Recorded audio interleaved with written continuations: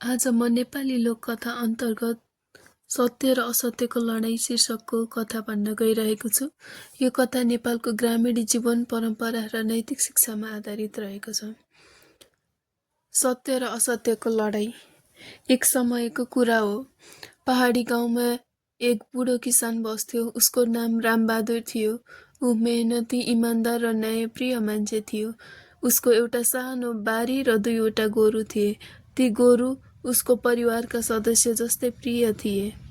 गाउँको सबैले रामबहादुरलाई सम्मान गर्थे, किनभने उसले कहिल्यै कसैको हक खोसेको थिएन। तर गाउँमै अर्को धनी जमिनदार थियो, भक्त बहादुर। ऊ अहङ्कारी लोभी थियो। उसलाई अरूको सुख देख्न सहन सक्दैनथ्यो। पहिलो घटना। एक दिन भक्त बहादुरले रामबहादुरको गोरु देख्यो, ठुला र बलिया। उसको मनमा लोभ पलायो।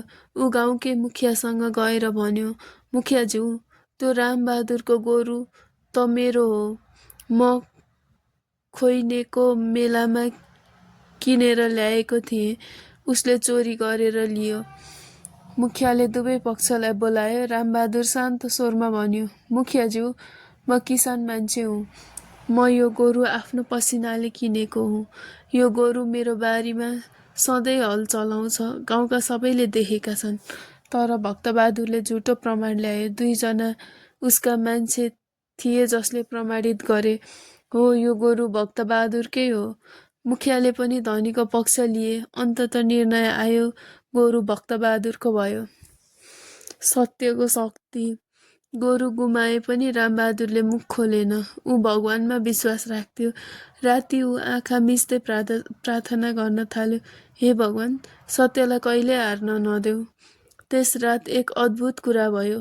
भक्तबहादुरका गोरु अचानक बिरामी परे। बिहान उठ्दा उसको गोरुहरू मरेका थिए। गाउँलेहरूले भन्यो, सत्यको श्राप लाग्यो। दोस्रो घटना। केही समयपछि भक्तबहादुरको खेतमा आगोलागी भयो। सारा अन्न जलेर खरानी भयो। ऊ रामबहादुरको घरमा गयो र माफी माग्यो। भाइ, मैले तिमीमाथि अन्याय गरेँ, मलाई माफ गर। रामबहादुर मुस्कुराउँदै भन्यो, गल्ती सम्झेर माफ मागे पनि ठुलो कुरा हो। ईश्वरले तिमीलाई सुधार्ने मौका दिनुभएको छ। त्यो दिनदेखि भक्तबहादुरले लोभ त्याग्यो।